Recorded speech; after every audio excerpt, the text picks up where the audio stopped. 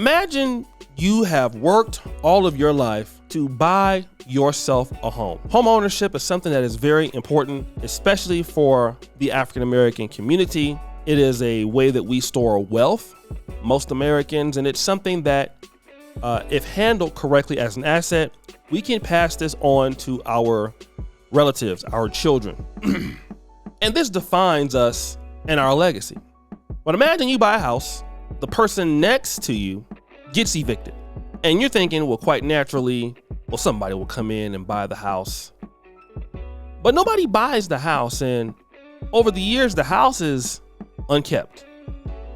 You go around, you try to ask, well, is the house for sale? The house isn't for sale. You're looking at if you could buy the house, if somebody could buy the house. Can't buy the house. And because of this house is now dilapidated and it's in terrible condition, it's lowering the value of your house because you've done nothing wrong. You know, you have paid for your house. You have worked for your house. You have done everything for your house, yet and still the house can't be sold. So you say, well, it got to be somebody that can fix this, or at least keep this house up, or at least renovate the house, or at least get it to a seller. Let me go to my city government. And that's what you do. You go to your city government, you meet with the mayor, you tell them your issue, and everything is supposed to be okay. You've even been fixing parts of the house yourself to try to make sure that the house isn't taken away from your investment. But goddamn it, you get so upset, you have to go to a town hall meeting, and then you have to say this. Good evening. Good evening. How you doing, Mayor? Mr. Brown, Mr. Freeman, Mr. Holmes. You made a promise. This is a selfish mission down on 145-46. I see the news media here. Channel 2, Channel 5, Channel 7, Channel 9. Come to this address and look and see the deplorable conditions that Dalton let this house get into. This house has been vacant for 6 years. I've been here. The mayor promised me that she was going to take care of it. Now, 6 years, you can't do nothing with the house. Now I'm chasing people out of the house. Okay. Now I'm maintaining the front.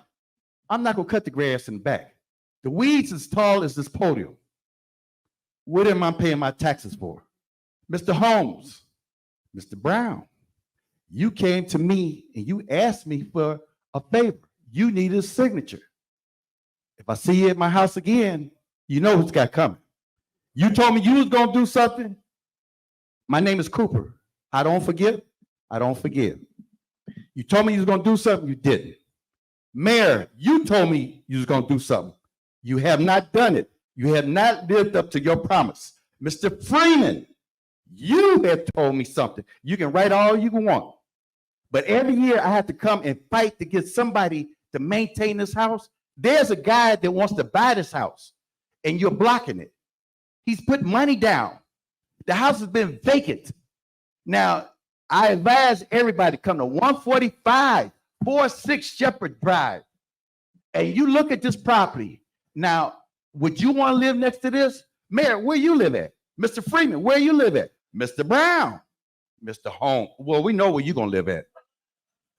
You're wrong. You're wrong. Everybody got complaints, but I'm telling you, time is catching up on all of us. Time is definitely going to catch up on you. Now, and coming to this meeting today, I haven't been here in 5 years. This is totally so disrespectful. So disrespectful. You mean to tell me you clowns couldn't get together and buy a case of water and put it in a cooler and give it to people? This is so wrong. This is so cruel. Y'all wrong. Y'all wrong. What are we paying our taxes for? Y'all think this is a joke? This is not no joke. I'm tired. I'm fed up. I invite Channel 2, Channel 5, Channel 7, Channel 9, Channel 32, everybody come to 145-46 Shepherd Drive. Find out where the mayor lives. Find out where Mr. Brown lives. Find out where Mr. Freeman lives. So your time is up. All right. Now, this brother is Mr. Cooper, okay? According to what he said. And again, I really want to discuss this because a few weeks ago, Tiffany Henyard tried to actually buy some houses in Cook County that were dilapidated.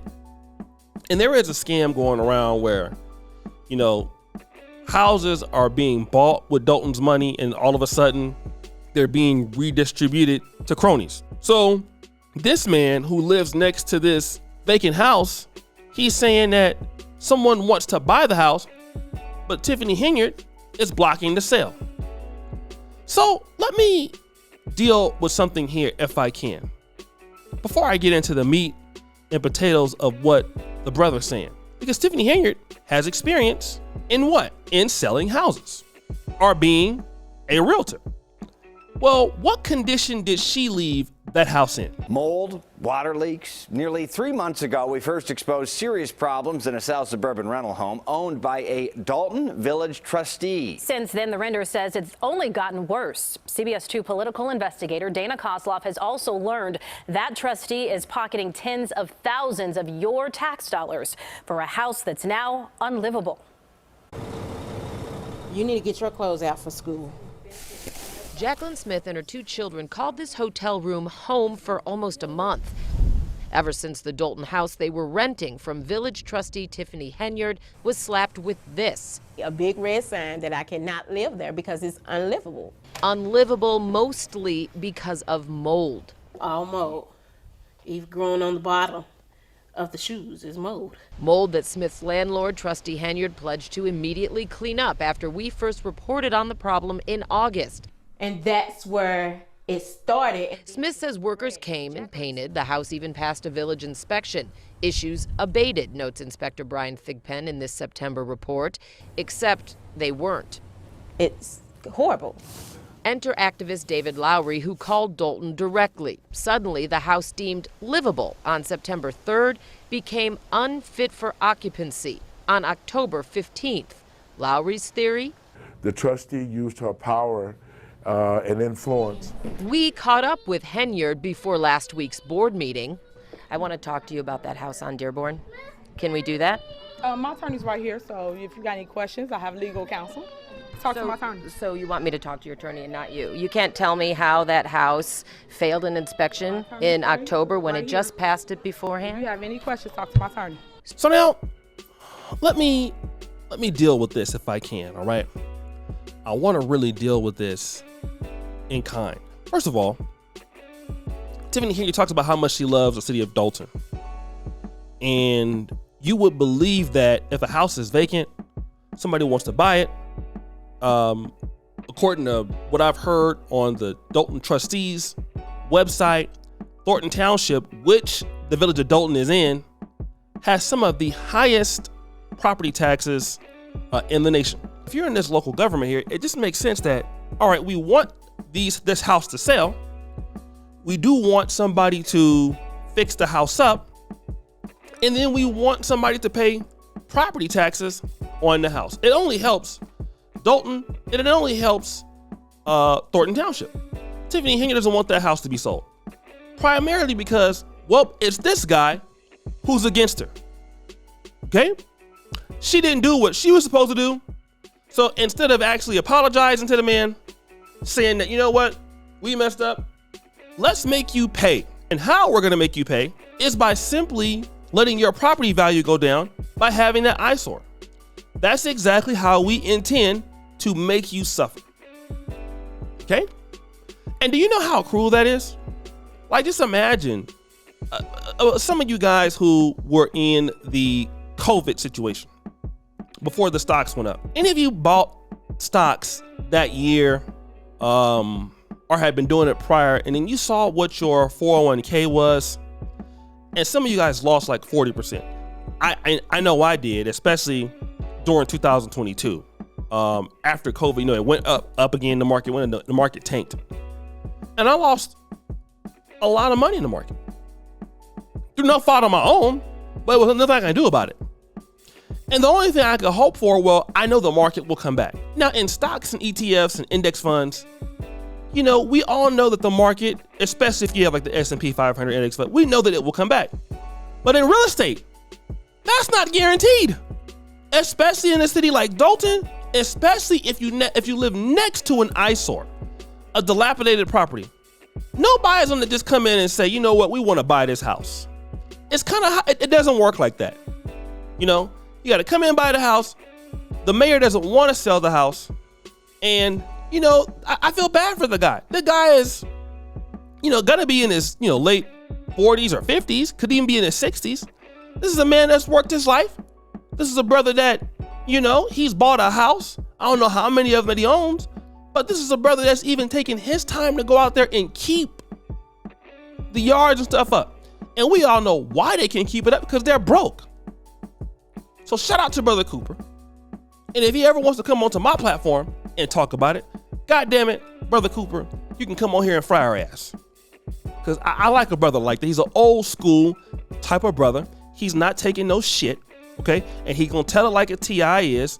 And the brother not backing down. And we need more black men like that. They call it out. And I was just talking to somebody from Dalton. I said, why don't the older brothers in the community come out and step up? And I wanted to say, I've been noticing a lot of the black men. I seen at the end of the meeting, I saw one big older brother, man. He ready to go to war, but he was not playing. So I like to see these black men come out here and put that on blast, because you know, a lot of brothers been too silent. I like to see that. Hold them accountable, black men. Hold them accountable. They said they was going to do X, Y, and Z. You only good as your word. Hold them accountable, brother. It's your investment. You spent your money on that house. The city should be fixing that house up or making sure that house is sold. And that's why the Honorable Reverend Dr. Jason House, he gonna make sure when we get him in there, it ain't gonna be no issue. We gonna fix that. So guys, what do you think? It's your boy O'Shea Duke Jackson back at it again with another episode of The Celebrity Jump. Appreciate you for all you do. Subscribe to the bell. We're out.